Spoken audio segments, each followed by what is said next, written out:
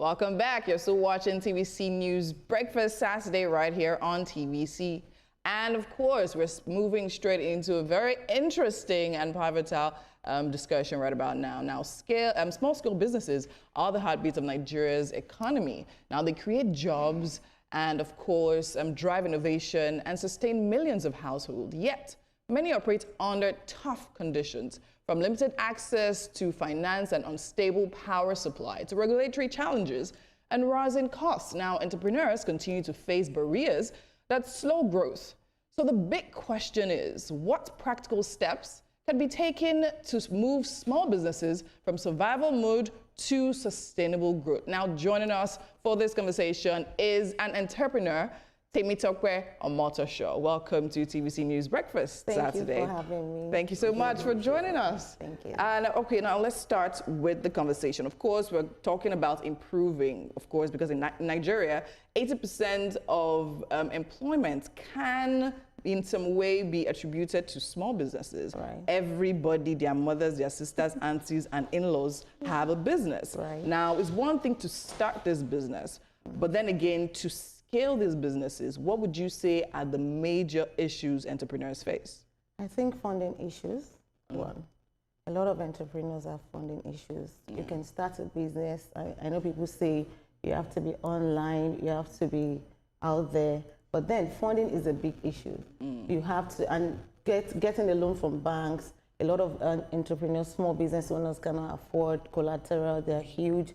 So I feel like the government can support business owners in that regard, fund their businesses, just give them something to buffer up, give them grants if it's possible. But I mean, there are grants. I mean, over time, we've had grants released to this. But I think we can do more. Okay. We can do more, a lot more. There are a lot of people out there that are just starting out. They need something. Some of them have that skills. They have the skills. They've learned over the years. They've built this. But we need money to scale up. You need money to do something. You need money to stand on your own. And now if the expenses, family expenses, personal expenses, keep eating into your income, how do you stand? How do you sustain your business? How do you scale up? So it's tough. Talking about money, I seem to disagree with a lot of people who keep saying that we need that huge amount of money to start. At what point can you start with that little that you have? I think you should just start. You should just start and you grow. People don't want to start small. You can start small and scale. When you start, you make mistakes, you fail, you know where to put your money, you know if this is the business for you or not. But when you're going in with a huge finance or huge funds and you fail at that, you're losing a lot of money. So when you start small, you can grow and scale. When I started, I didn't start with huge money. When I retired, I resigned from my job. I started small. I started bit by bit. I'm 10 years now in the event industry, over 10 years in eventing. And it wasn't a night job. I didn't just become Tosh Events. I grew to be there. Trainings, developments, building my skills. Just, you keep doing more. You keep reinventing yourself, keep renovating yourself, and that's it. But people don't want to start small. Everybody cannot be big in one day. You can't. You have to build your dreams block by block, and you get there.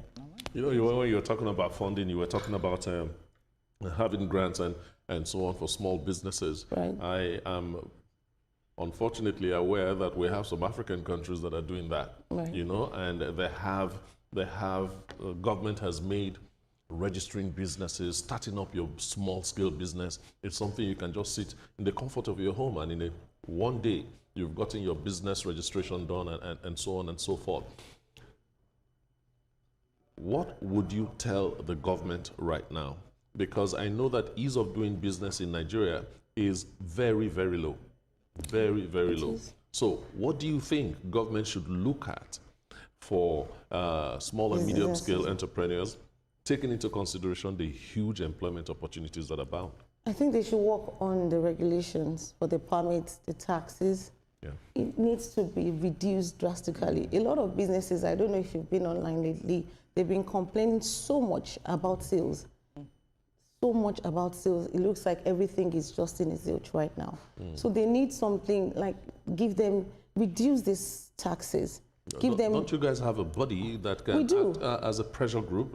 They are. Government officials and so on. They are. APOEM is doing a great job in that regard. Okay. But we need more. We really need more. What has the response been from government?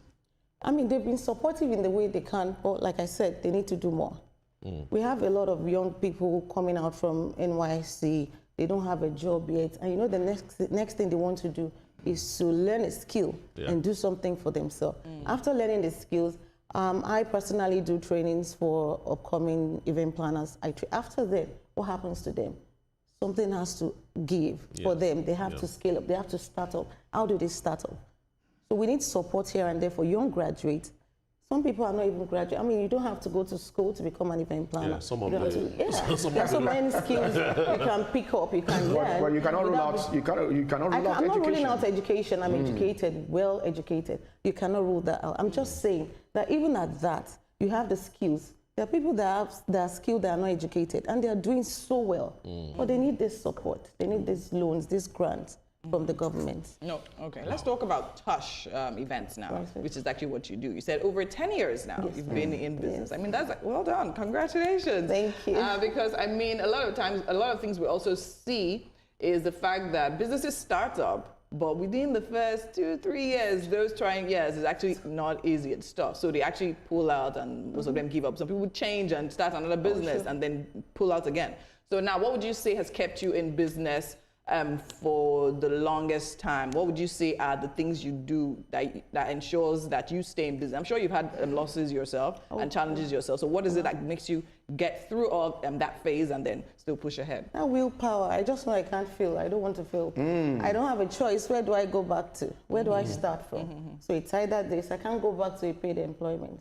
I know that this is all I have. So are you saying that paid employments don't give you that They do. resources I mean, I had a that you good desire? job. I was doing consulting and I had a good job, but this is what I wanted to do. This is what you wanted. So I knew that was because now that's another question, right? Another question. So people are encouraged. I mean, you're saying, okay, just start small and everything. Now, some people believe that it's not everyone that's cut out for business. Right, sure. And all of that. So you say this is what you wanted to do. So by the time you resigned, you knew that, okay, I wanted to do this. And no matter what, I'm going to die here. Right? So now, even when it was not easy, I knew there was no going back. Exactly. So now, are you of that school of thought? Or do you believe everyone should have a business? Or do you believe that, I don't believe business everyone is should have a business. For a If it's for you, kind of- business is not for everybody. I think So how that's do the you know? mistake. How do you people- identify it and say, okay, you know what, I'm a business person? Or If you try it and you know that it's not for, I've had friends who did it and they ran back. They're like, man, I can't do it. This is crazy. You know, you don't know where the next meal is coming from, when the next check is coming, when the next event is coming. So it's a lot of anxiety. So if you're not built for it, of course you run back. I tried to run back, but I just knew that I had to do this. 10 years still counting. What has been your challenges? Because you cannot just come in here and say everything has been rosy. I didn't say that. I'm not even, What has been the challenges? A lot of challenges. I mean, in business, it's like you waiting for clients to call you. Imagine that, the anxiety. They reach out and they say, I'll get back to you. Oh. You can relate. And they go like, I'll get back to you. And are they getting back? Are they not getting? Then the pricing war. And you keep checking the phone, Oh dear. it's not ringing. The email, yes. The alert is not The coming pricing in. war, there's a lot of pricing war also going on. And you're like, okay, am I the best? Am I not? You second guess yourself a lot of time. But you get to a point in business and you know, I'm good. If you want us, you know that we deliver, we're excellent at what we do, then you choose us. Yeah, you get to that point after Yes. you've After you must have After faced you've all done the, yes, so you grow into it. yeah, You grow and into it. you It's not sort a of- day job. you sort of build Resilience. a reputation for yourself. Exactly. And it So it's helps that a whole lot. integrity that has also helped over the years, and we have a high staff client turnover. Most of our clients always come back or refer somebody, and that's also important in this kind of business. It's a service business. You know, it's not a product business, so it's not tangible. It's not something you can measure. So it's from the experience they have at the event, you know, that makes them come back. Okay. Or how you've carried the planning process from the onboarding of clients to that point of execution. So yes.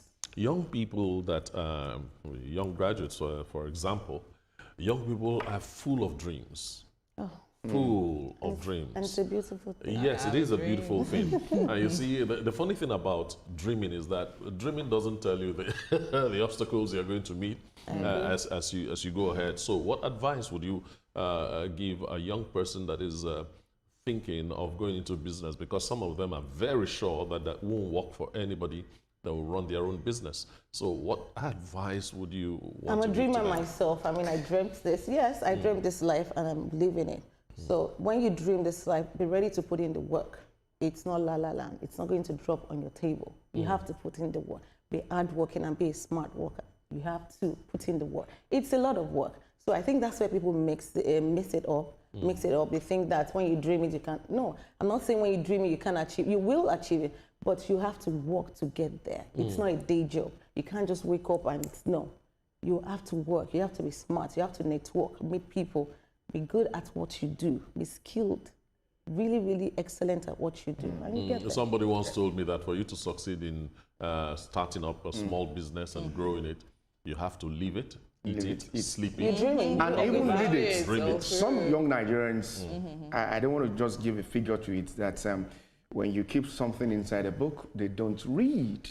At what point can you have personal development? At every point. You won't grow if you don't read. That for you to develop that business, you need to read more, You will read to know more. You Tell read us and more. you invest in yourself. You keep going to trainings, workshops, seminars. Put yourself out there as much as.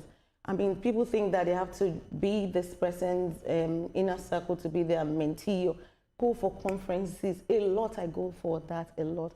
You pay for conferences. People don't want to pay for courses. Exactly. You have to pay. Exactly. Somebody who has been there for 20 years, you think they just got there overnight. They will shorten that work for you because they will tell you, these are the failures, these are the mistakes I made in the course of planning or building my own business. Don't do this, don't do that. It saves you that time. It saves you, and it just bridges that gap for you.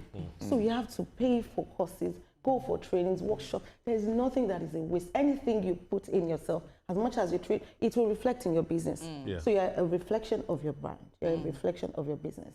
Okay, really, really interesting. Okay, so now let's talk about events. Right. Now, I have a friend. Okay. They proposed to her. She said yes. We're planning our wedding. Vendors want to use bill to finish us.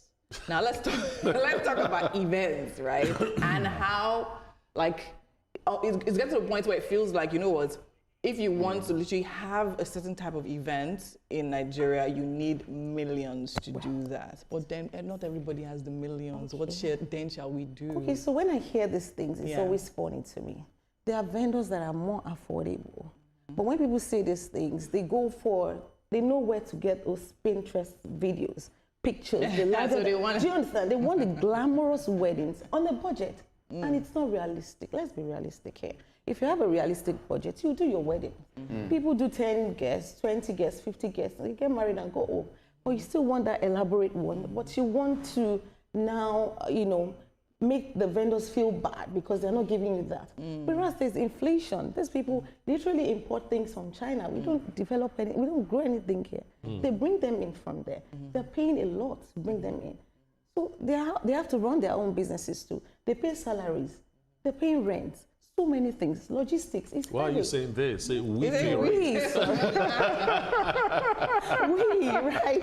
So it's a lot. But when they come to you, they say, I'm on a budget. And, sometimes you see them calling out planners, calling out decorators. I'm telling you, they're affordable ones that you can go to and they'll just give you something simple. But they go for the big brands and they expect them to come down to no. Let's be realistic. Let's be realistic. Yeah, it's All business, right. really. It's not sentimental. Okay, thank you so much. It's been an amazing time speaking with you here. Thanks for joining us. Wish you all the best going forward in your business and all that. Temi Tokpe Amoto Show. Well done. Well done. Thank you for having me. Thank you so much. Yeah. Thank you. All right, so now ahead on TVC Breakfast Saturday, the dates are set for the presidential and governorship election. Now, what does the timeline mean for political parties and voters? Stay with us. We'll have that conversation after this break.